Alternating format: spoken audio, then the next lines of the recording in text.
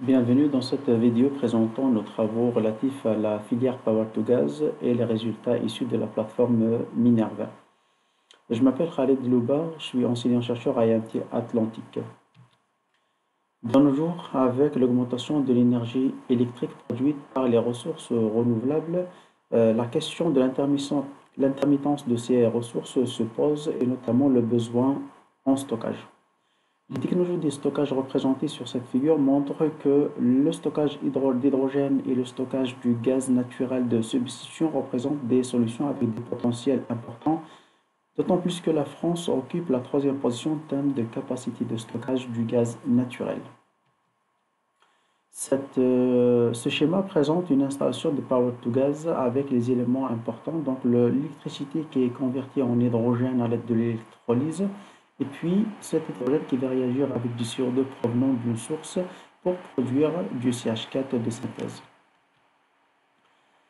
À l'initiative de la file de Chantrerie, un démonstrateur a été inauguré en 2019 avec un financement de l'ADEME, FEDER et d'autres partenaires.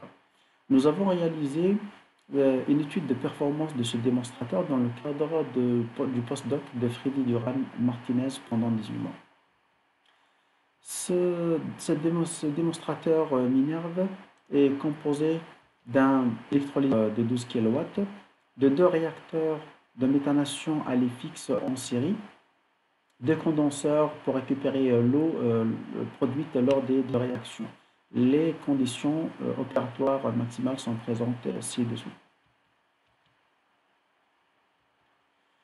Lors du fonctionnement de l'installation, on peut distinguer différentes phases. Une première phase en montée de température afin d'atteindre les températures de fonctionnement des deux réacteurs, suivie d'une phase en montée en charge pour lequel le débit d'hydrogène et du CO2 augmente pour atteindre le régime permanent. Et après, on a l'arrêt de l'installation. Lors des différentes campagnes d'essais que nous avons réalisées qui ont cumulé plus de 350 heures de fonctionnement, nous avons noté une reproductibilité très importante des résultats, sans perte bien sûr de performance du catalyseur.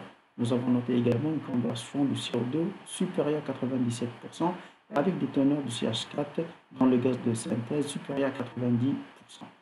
Les paramètres impactant la qualité de ce syngas sont notamment la quantité d'hydrogène, la pression. En augmentant la pression, donc on favorise la réaction et du coup une bonne qualité de syngas, mais également des températures moins importantes.